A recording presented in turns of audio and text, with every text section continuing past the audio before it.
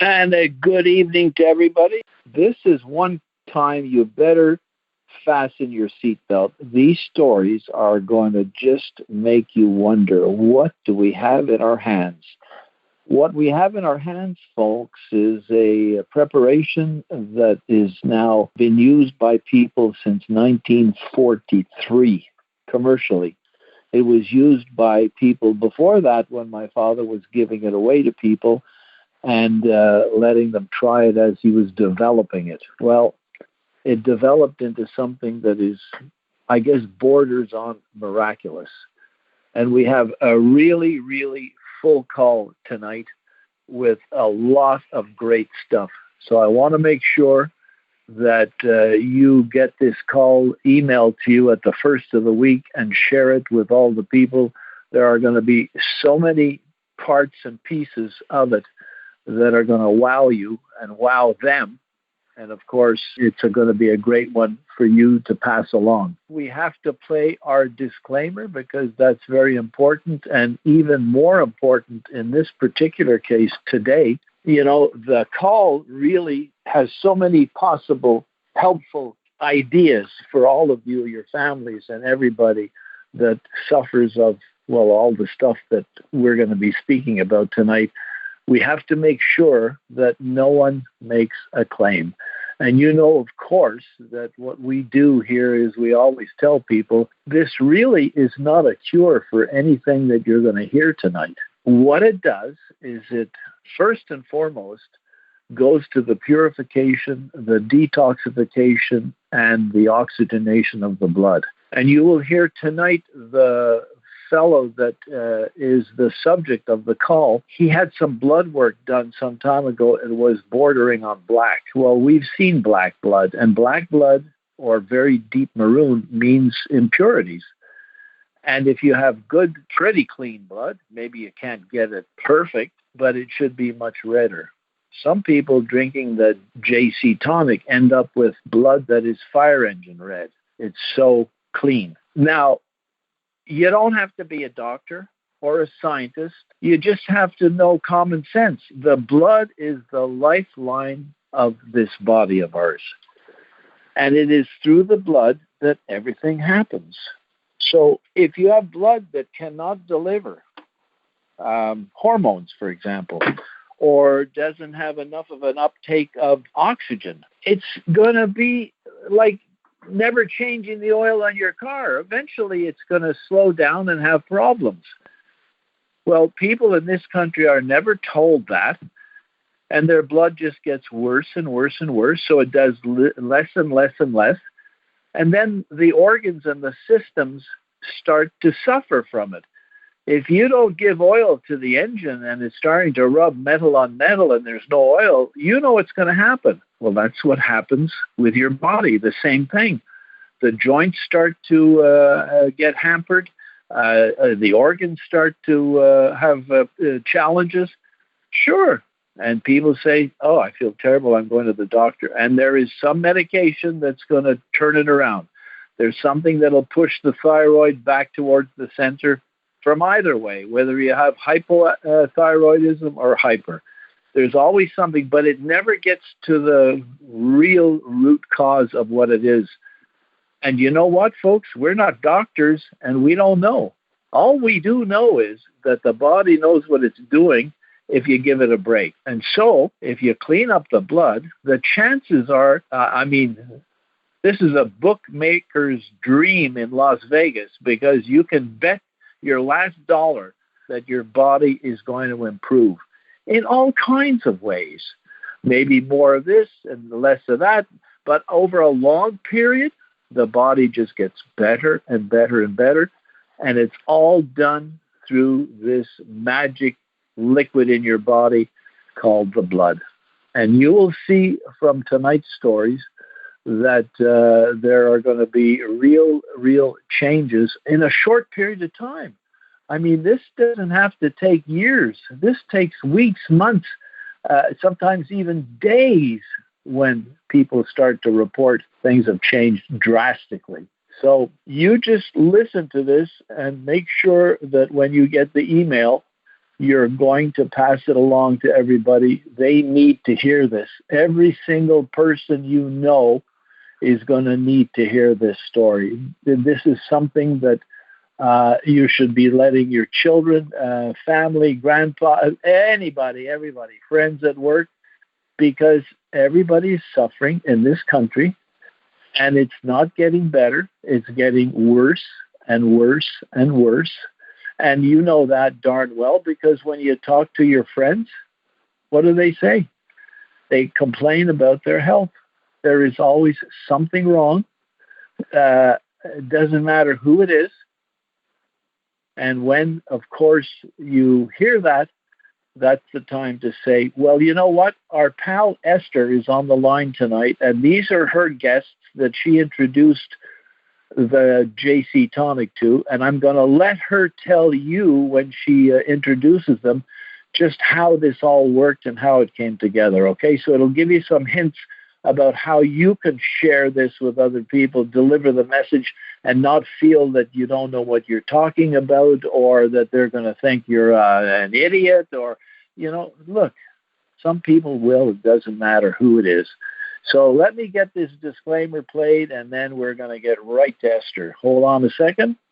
Urac Classic Whole Body Tonic is a dietary supplement, not a drug. Therefore, it is useful to affect the structure and/or function of your body in various ways, but it is not intended to and will not cure, mitigate, treat, or prevent any disease. Individual testimonials may not be everyone's experience and do not constitute scientific evidence. Urac Corporation does not make any drug or treatment claims for its product. And there we are, folks, ready to roll.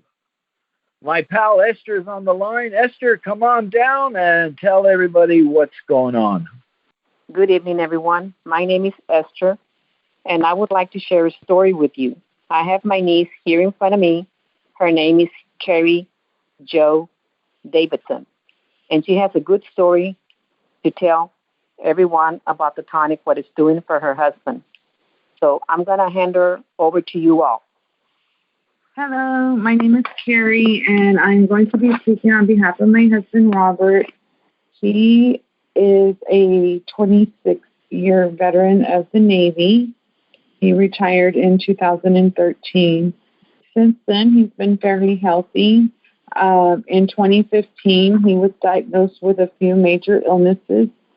I'm just going to name the major ones. Of course, he does have PTSD. Severe. He has type 2 diabetes. He also has cirrhosis, lung disease. His cirrhosis, he has hepatic encephalopathy, which causes his ammonia levels in his blood to go high, and it messes with your mental stability. He also has been diagnosed with frontotemporal dementia. He has high blood pressure, high cholesterol, neuropathy, congestive heart failure, gout. Those are some of the major ones. He does also have severe sleep apnea. Now, he is 53 years old. In November of 2018, he had a very bad PTSD episode, and he fell off the bed and hit the left calf of in his leg. In doing so, he was bleeding internally, unaware. So we took him to the emergency room because after 24 hours, he was unable to walk. There, they advised us. We were transferred to several emergency rooms before they determined that, yes, in fact, he did have compartment syndrome. He was bleeding internally, and he had some muscle tissue that had already died from not having blood. So 3 o'clock in the morning, they did perform surgery. They had to wait that long because his blood was so thin that he would not survive his surgery. They had to give him coagulants and let his blood get thick enough so that he could have surgery. So they wound up performing surgery at 3 in the morning. They did have to intubate him because of his sleep apnea. He would stop breathing, so they had a tube down his throat.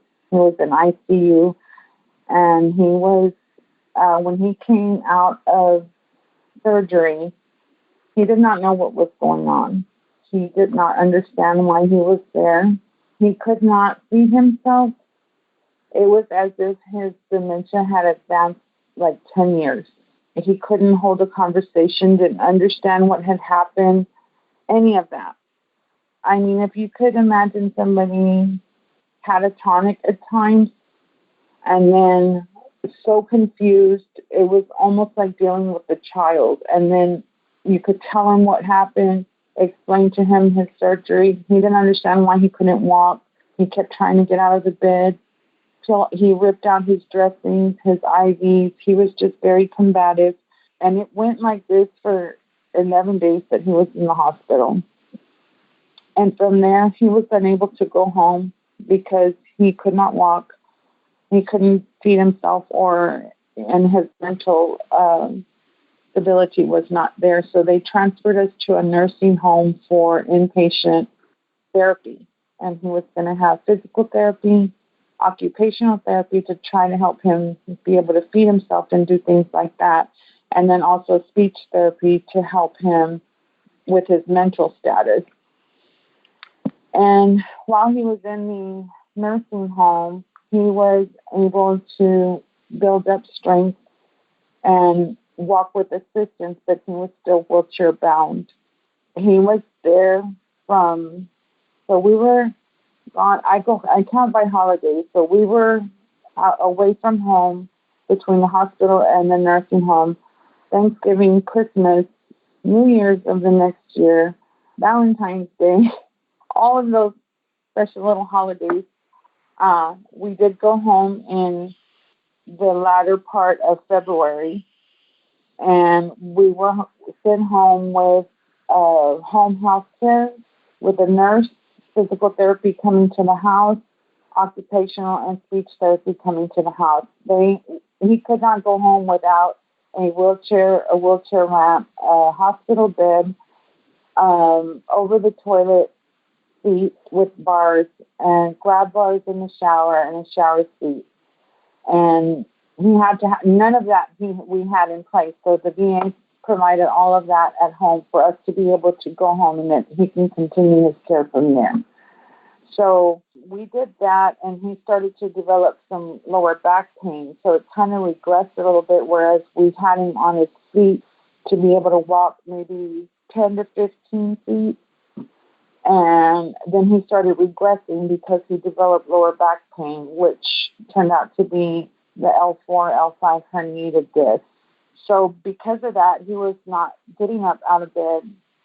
He still didn't have his mental clarity. Even though he was progressing a little bit, he still couldn't read, write, drive, any of that like he was before this happened. He was sleeping a lot during the day and still having a significant amount of pain in his lower back. So this was the end of February that we went home, and then we had home health coming for about a month. And then he was hospitalized with pneumonia in March, and he had pneumonia and congestive heart failure. They treated him in the hospital. He was there probably about a week, and then we came back home, and that was the end of March, beginning of April, and then the end of May, he was hospitalized again with pneumonia. He would have labored breathing and retaining fluid with the congestive heart failure. So basically, when he started back going into the hospital, because he wasn't getting up and moving because of the lower back pain, he kept developing pneumonia. So during the course of 2019, he was hospitalized 8 times, 6 of them being with pneumonia and congestive heart failure, 1 of them being a mini stroke.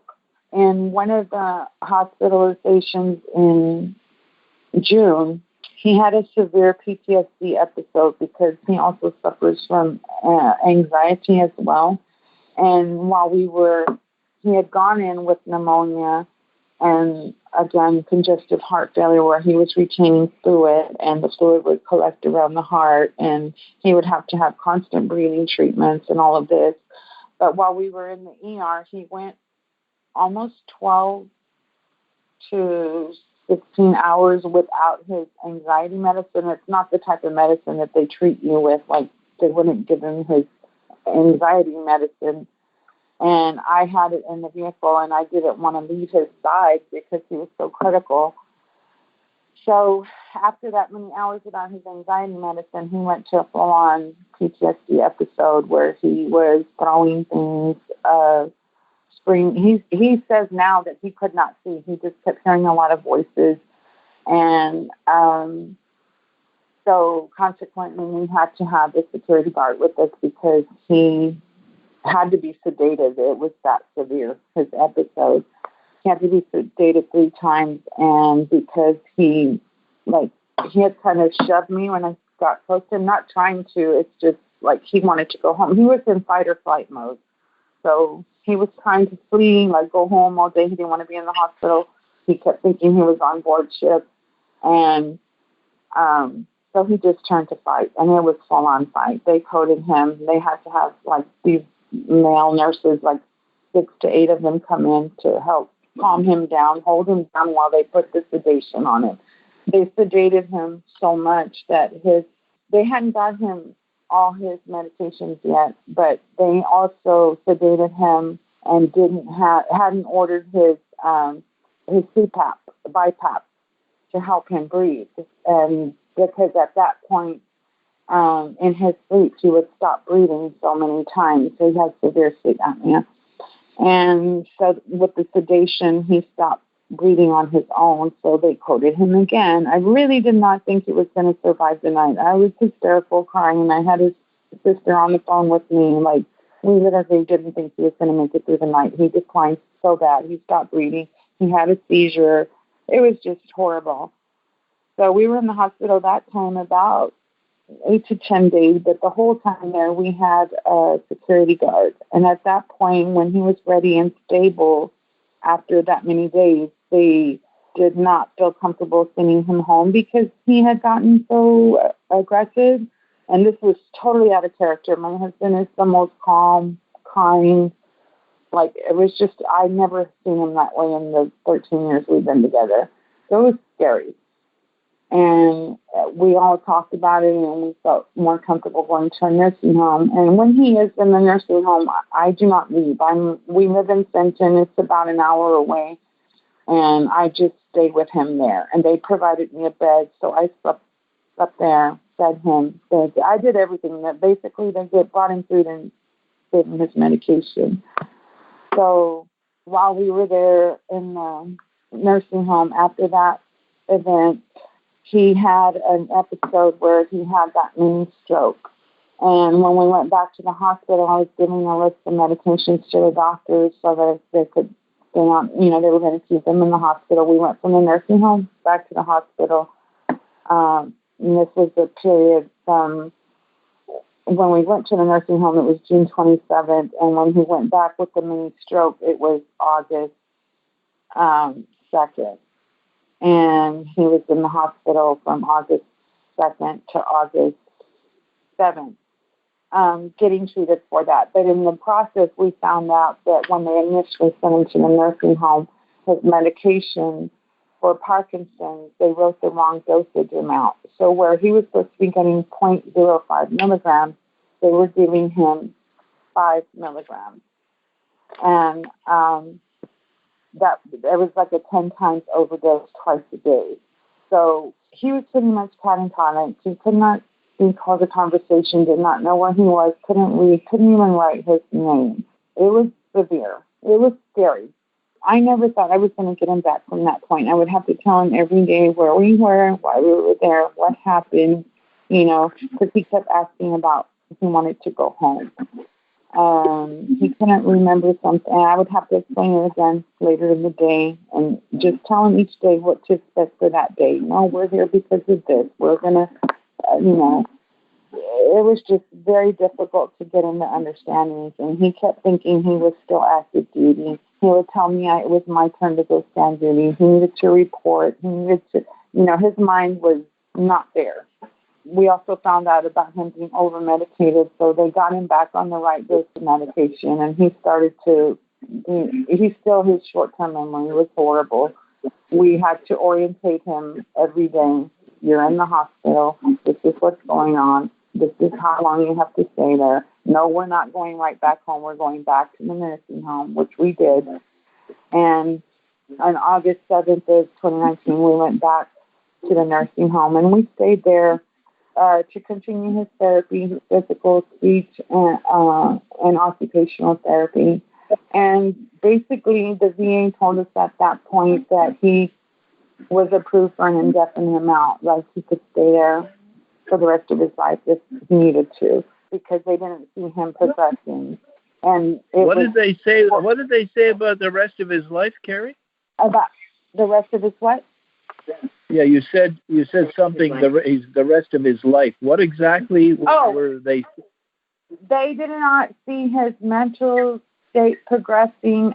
He's 6'4" and I'm 5'1", so I did need the physical help with him, moving him around. And they knew I didn't have that kind of help at home. And if he fell, he has vertigo, he has dizzy spells. If something happened, I would not be able to pick him up. So the VA basically gave us an indefinite approval to, like, as long as I felt I needed the help, he could stay, like, for the rest of his life in the nursing home. And I never left his side. I stayed there with him. They put another bed in his room, and I was there 24/7 with him because he would get confused. He didn't know where he was. He would be looking for me.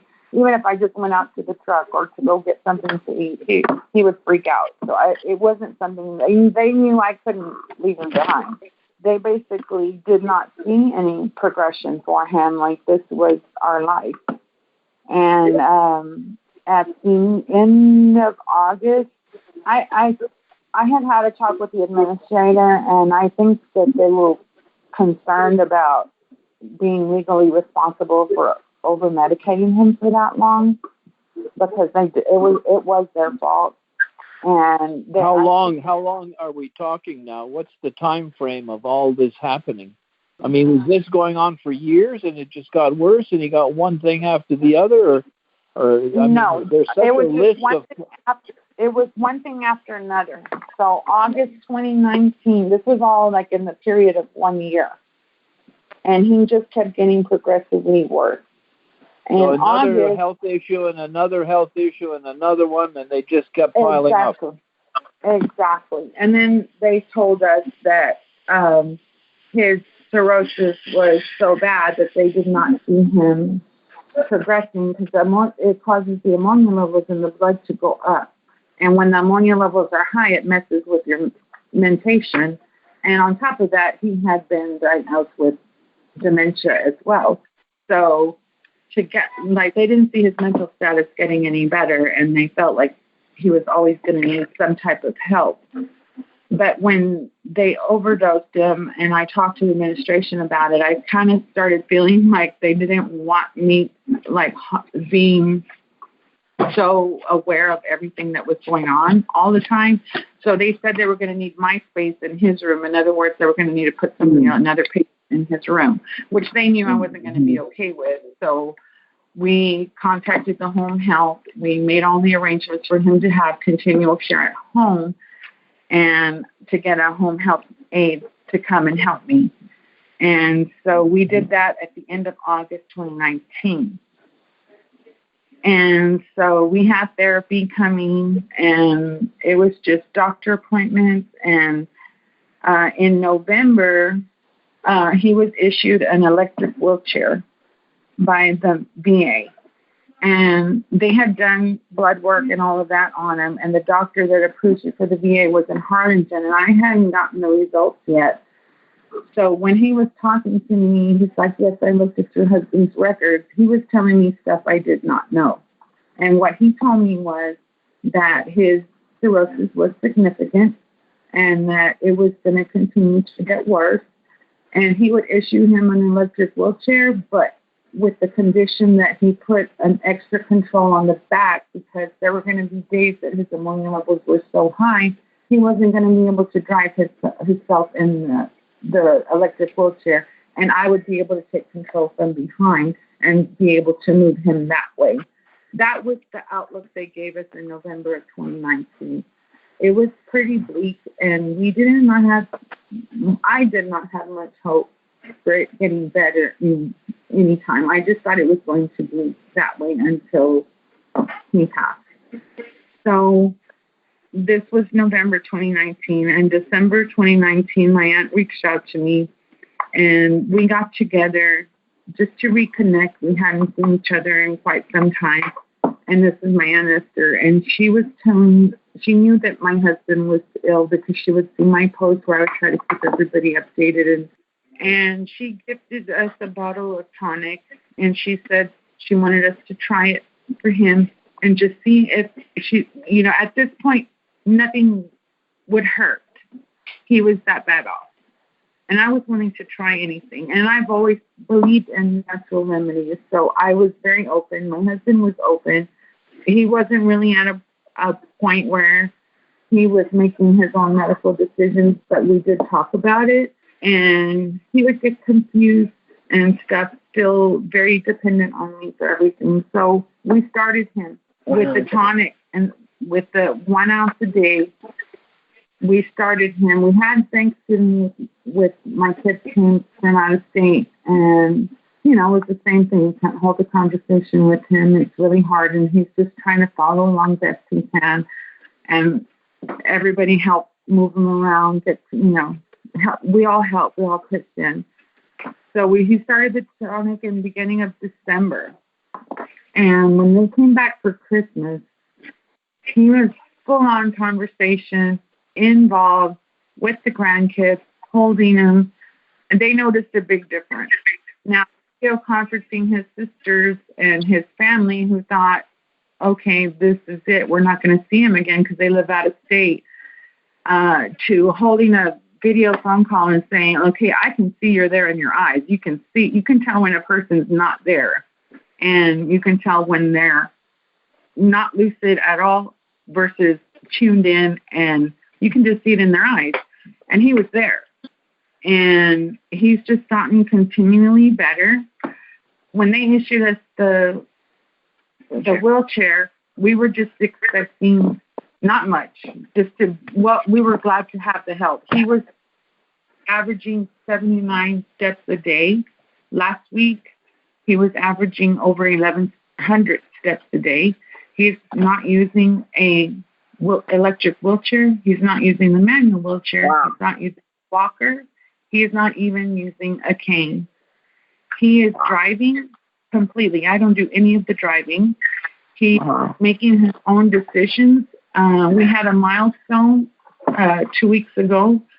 I was cooking, in the middle of cooking, and my avocados, I opened them, they were rotten. And he's like, I will go get them. And I'm like, are you sure? And he said, yes.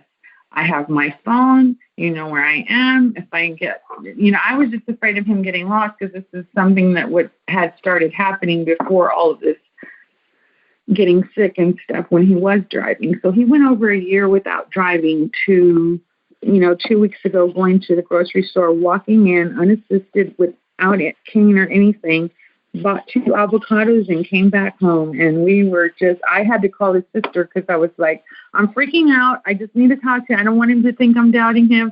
But your brother just drove himself to the store and he's buying me avocados. And she's like, I cannot believe this. Is this on 1 ounce? This is on 1 ounce a day for how long?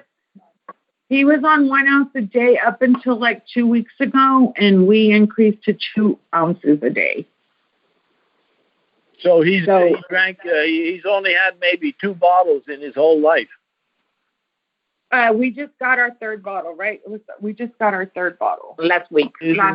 This is hey Esther, you're gonna have to put the price up to $1,000 a bottle.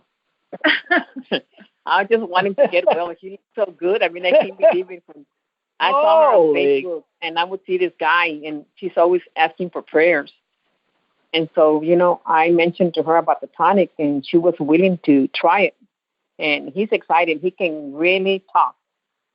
Yeah. He's alert. He's been driving. That I know. I'm a witness to all this. Yeah. This is what we're excited about, one of the things that we're excited about is that the VA, his appointments are like every 3 months. So next month is going to be our 3rd month.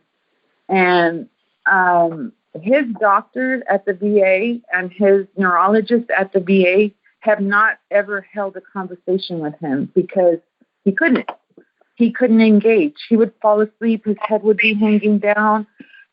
They would just talk to me, tell me what to do and all of this. And that's how our visits have been going for the last year. So when they're he gonna goes in, they're gonna go. They're gonna go walking. Yeah, he Wow. was in a wheelchair last time they saw him, and they were telling me he was gonna die, like basically trying to let me down softly. And when he goes in next month for his visit, he's going to walk in and he's going to be able to tell him himself, and they're going to freak out. I just cannot wait because they have never talked to him. Tell him that one of the doctors told he's doing a natural. Oh yes, we when we went to the hematologist, he's supposed to have back surgery for the L4, L5 bulging herniated disc, and the VA doctor said there's no doctor that's going to want to touch you with all these issues you got going on. And the pain doctor, my concern was he's on pain medication that's hard for his liver. Well, he's not. He was given a really strong dose, like a Percocet 10, and he's like, I don't even feel like they do anything but make me sleepy. So when we started the tonic, he was given, like, what did I tell you, every 6 hours is how he's prescribed. And he was also prescribed his Xanax scheduled every 6 hours, which is 4 pills a day. And he would have those severe episodes where he would get agitated if he did not have his Xanax and his mental medication. And he's not even taking maybe 1 or twice a week a Xanax if I see him needing it. And his pain medication, he doesn't want anything to do with it. And without pain medication, he's able to walk without a cane, without assistance. You know, I still hover around him because I can't help myself, but he is doing fine. He's Those doing doctors great. they're gonna flip when they examine him. Oh, and yeah, the surgeon sent us to a hematologist because he said he didn't have a problem with my husband's diagnoses as long as, you know, his blood work came out good. He was concerned because my husband has a history of a pulmonary embolism. So he said, I think he needs a filter if we're going to do anything for his back. I'm going to send you to a hematologist. So he sends us to the hematologist, and he's like, well, I'm not just going to put a filter. I'm going to run tests and see where you're at and see what you need. And he said it could be because you have a strong family history because his dad did pass of a pulmonary embolism.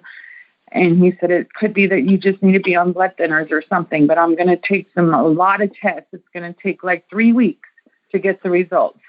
So we went to get the blood drawn, and they took 14 vials of blood.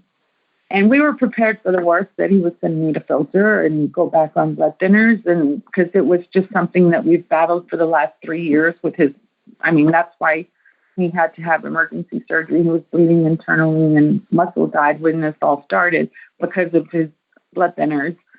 And we went for the results last week, and the doctor said every test he ran came out negative. He does not need to be on blood thinners. He does not need a filter. He does not need anything.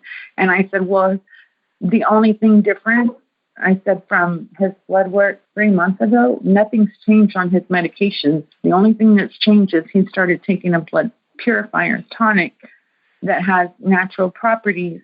And he's like, well, whatever it is, it's doing great. And he's like, I don't see any problem. Oh, that's great. And so when we went back to see the surgeon, who only had the information from before the 14 vials of blood from the hematologist, and he's like, well, I guess he doesn't have a problem with it, and I don't have a problem with it, so we're good to go. He's like, he doesn't need to be on a blood thinner. He's like, the hematologist seems to feel like everything is great. And I said, well, we do have to see the cardiologist on Friday, which was last Friday, and they did EKG on him and reviewed all his blood work. and all of that. And he said, I don't have a problem with it either. Everything looks great. So we're really looking forward to doing, we have another blood work for the VA on this Thursday, and I think that's going to be the one that shows us the biggest difference, because we'll have an apples to apples comparison as far as the tests that they run. From his last one, where the wheelchair doctor said, oh, this is bad, it's going to just get worse from here, when they issued us the electric wheelchair. That doctor didn't know I didn't know that, because I hadn't gotten the blood test results yet. So he was telling me something I didn't know. Like, this is bleak. It's going to get bad. He won't even be able to manage his own wheelchair, his electric wheelchair. You're going to have to do it for him some days. It's going to be that bad. And the email you sent us with all the different health issues he has, when we send this out to everybody, we're going to include them. Folks, when you see the list of everything that was wrong, there is no question that this man was not going to live very much longer. I mean, the doctors tried anything and everything they have in their toolkit, but obviously nothing was happening, and he was. I guess you can say, Kerie, he was a goner. Yeah, that's basically what they told me. The wheelchair doctor told me that without realizing that his main doctor hadn't given me those results yet. All he said was I had to look at his record, and, I have no problem issuing him an electric wheelchair because it's just going to get worse. And he said that his ammonia levels in his blood were going to be so high that he wasn't going to even know his name. So I was going to be able to control his wheelchair, but he definitely needed one because he's so big and I'm so small. I can't get him around in a regular wheelchair. It was just getting very, very difficult. And imagine going to 3 or 4 doctor's appointments a week, moving a 6'4" man in and out of a truck with a manual wheelchair. That's what I was doing for one whole year. It was crazy. Holy cow. Oh, my From God. that to him going to HEB 2 weeks ago by himself to go buy his own avocados. And he's fine. Boy. He's great. Like, I just can't tell you how. And the only thing that's changed, nothing has changed but adding the tonic. Everything else is the same. All the medications that the VA doctor put him on he's still taking. So the only change is the tonic. So that's why I feel very confident saying that that's what's made the difference, because we haven't made any changes in his medicine other than taking him off of the pain pills and less anxiety medication as needed, where it had to be scheduled, because as soon as the Xanax would wear out of his system, you could see the agitation build up. And he doesn't even take it maybe once or twice a week if he needs it. If not, so before the JC Tonic, he was on those medications nonstop. He had to be. He had to be scheduled. He was scheduled, and the pain medicine too. Wouldn't let it slip. And he was sleeping all the time because he had pain medication. Plus, 2 hours later, then he'd have an anxiety medication, and he was just tired all the time. 79 steps a day, and now he's up to 1,100. And walking without. That's miraculous. Make sure you take pictures of his blood. If you didn't get any of the first time, get some this time. The blood is the key. The blood is the key. We're going on Thursday, so I definitely will take a picture of the blood. I am very sure that he is just having a really good reaction to it. We saw some results. I know this man head to toe. If he gets a new mole, I know it. That's how well I know my husband. So any slight changes, anything, I pick up on it very, very easily. And I can just tell you from what I observed. Yeah, I don't even drive, and I don't drive at all. The only reason I've driven in the last 2 months is because we put new tires, and I wanted to know what it felt like with good tires on the truck. And he was like, well, he put some really nice tires. And now he's just like, I want to go camping. Our daughter lives in Louisiana. We got to go see our grandson. He was like, I'm ready. Let's go. I'm ready to drive. I'm like, whoa, calm down. Let's just get our bearings. And I'm literally, I am so excited about it. I still have a lot of PTSD from having seen my husband at death's door so many times in this last year. It's scary. He's only 53. You don't expect to have to deal with this at this point in life, but it's happened, and I'm really just in my mind and my heart have braced myself for the worst. That I'm scared to be. I'm cautiously optimistic. I'm seeing it with my eyes, but my heart's still scared. And so as he wants to venture out and do these things and regain his independence, which he has completely done already, I'm still like, oh, is it going to I'm ready. I'm waiting for the shoe to drop, but it's not happening. Kerie, you can be sure this is not the calm before the storm. The storm is over. It's just going to get better and better and better. The body has a magical way of fixing itself. It's able to repair itself. It's able to come back from almost the grave. And that's what's happening. When you get these tests back from the VA doctor with the blood, they are going to flip. They are going to, and you tell them what you've been drinking, and make sure they know, because whether they I'm believe taking it or not, with me. And they're going to flip that he's going to walk in there instead of being in a wheelchair. And as a matter of fact, my Aunt Esther, her son, my cousin, works for my husband's doctor at the VA. So they're going to freak out because they're going to freak out, I'm sure, because of the blood work results, but they're also going to freak out that he's walking in there as opposed to being in the wheelchair they just issued him in November. I mean, at this point, they expect me to be rolling him in there. And that's not going to be the case. And when I tell him that he drove himself, oh my God, they're going to freak. You know what you should do? You should go in there in the wheelchair, and then with his head drooping down, and then tell him to jump up and do a jig and say, "Here, you can have your wheelchair back." The hand of the Lord has touched me. Well, the one person we saw, the only one that has seen the change is the dentist and his dental assistant there at the VA, because we went in for just to fix like a filling, and the first time they saw him, they had to have, and when you pull up, if you're in a wheelchair, it was kind of rainy that day and super windy, and I was like really struggling getting him out. So you pull up, and there's a phone number you call, and they send out two big old muscle guys to help get you in and out. And so they helped me, and they got him into the dental chair. They had to help him move in there. And then the last time we went in for his filling, he got himself in there, and the dentist and his assistant were like, didn't he need help?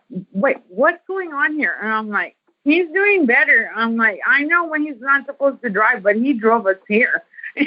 And wow. They were like, I cannot believe it. Like, who is it? Like, they're in shock. So I know that the doctor, especially the neurologist is going to flip his wig. This guy is so serious and so, like, I mean, he's just, I just don't know what's going on. Like, everything's bad.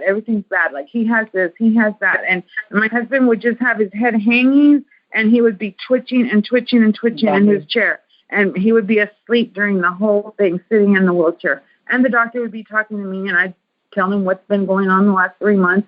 So when this guy sees him, like, I literally just want to go just so they can see him, because they have never held a conversation with my husband. He's been that bad in the last year. So they don't know what he's like. Like, they're going to freak. They're going to freak that he's walking in there. They're going to freak at his results. It's just, I can't wait. This is incredible. Oh, and it's very incredible. Oh. So, yeah,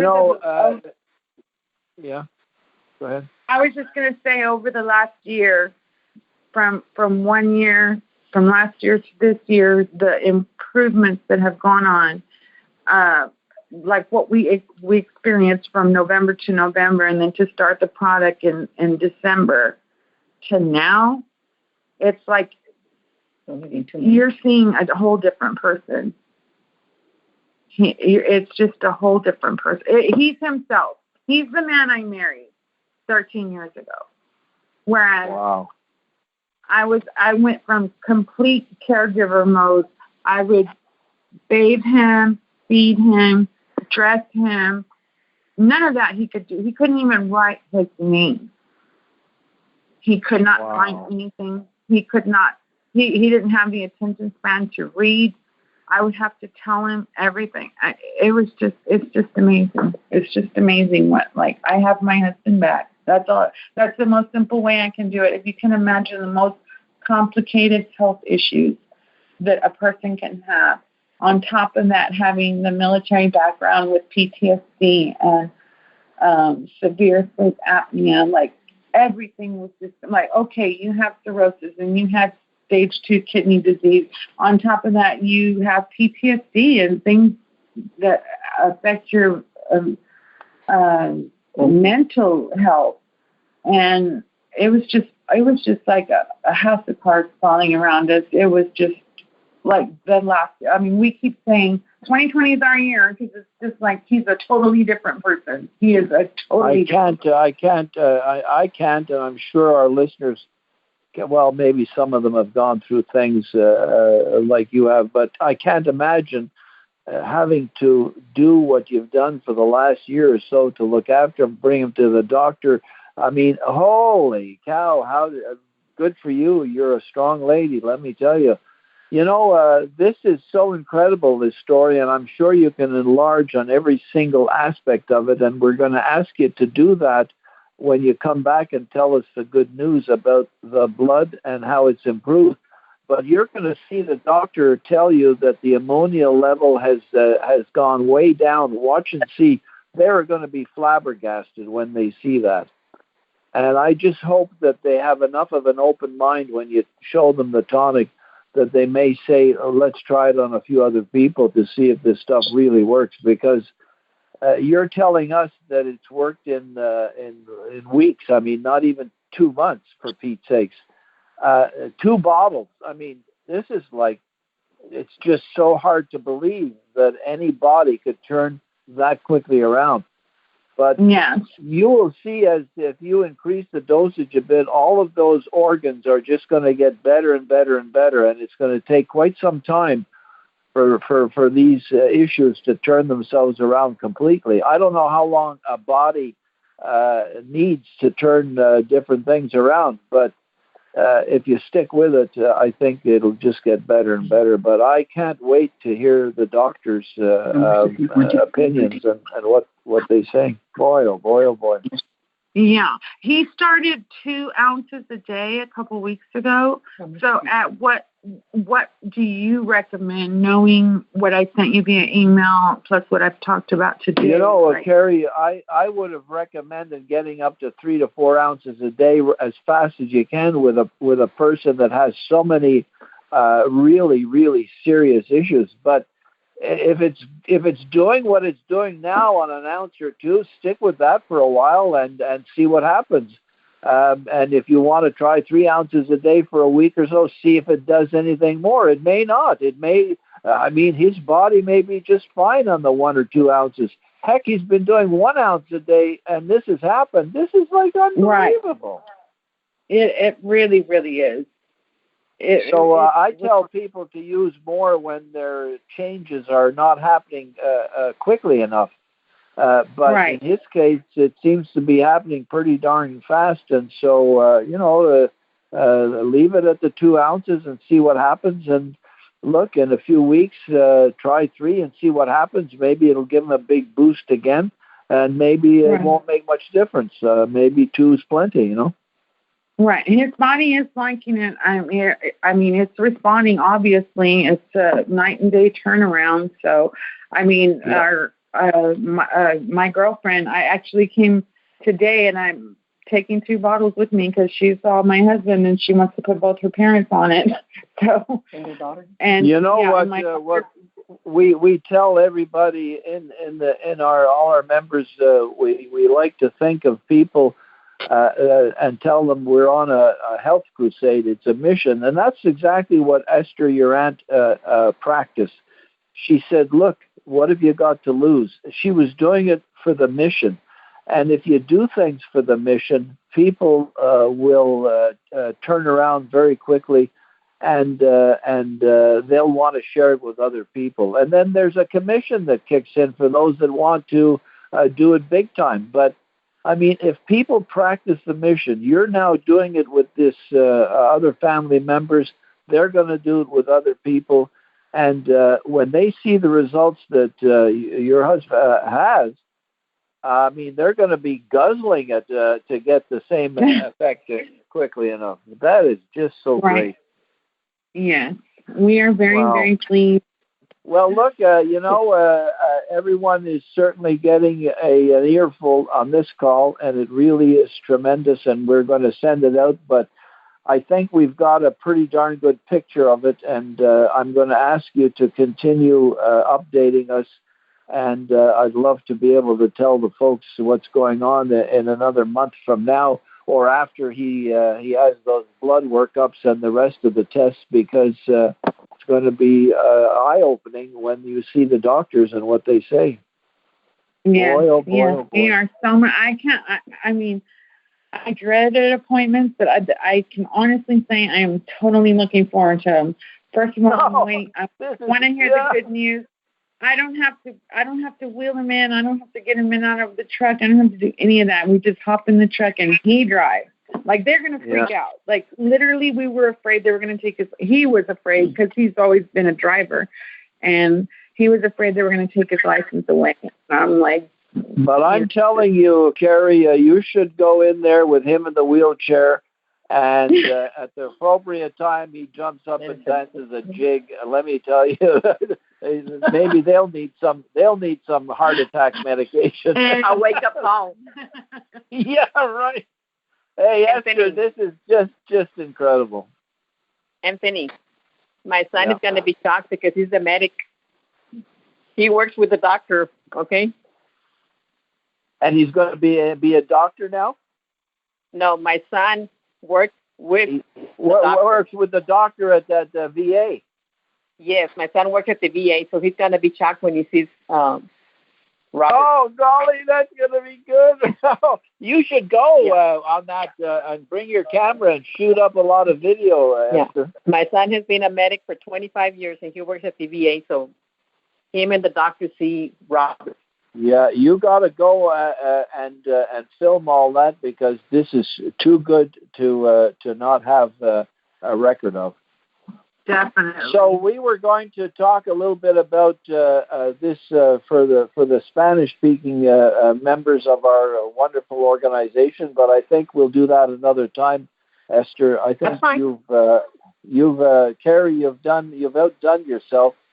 This is such an incredible call. I love it, and I admire you so much for doing and going through what you went. Say hello to Robert and tell him Mazel Tov. You know what that means? That's Jewish for good luck, good man, let's go. And when he goes to the hospital, he's going to be one happy guy. Yes, we'll keep you posted, okay? Please do. Okay. I like Thank the you fact very, that you very went much. into detail. Night, everyone. Don't forget, take an ounce and feel the bounce. You take 1 ounce a day. Imagine what can happen. Listen to this story. We're going to get this out to you really fast so that you can get it out to everybody you know. Wait till you see the list of all the health issues. You're going to fall off your chair. I can't believe it. They emailed me this. I mean, I can't believe it. I'm reading it, and it's like, it can't be true. But listen, you heard it with your own ears. So, thanks for being on the call. Tell your friends to listen to the call. Remember, same number, but it's 7029. You should call everybody in your family and tell them to listen to Kerie's rendition of what all went on with her husband. I mean, there is not one person that's not going to need a box of Kleenex after they hear all these things and how he's improved, okay? So thank you very much. We will see you next week. Good night for now.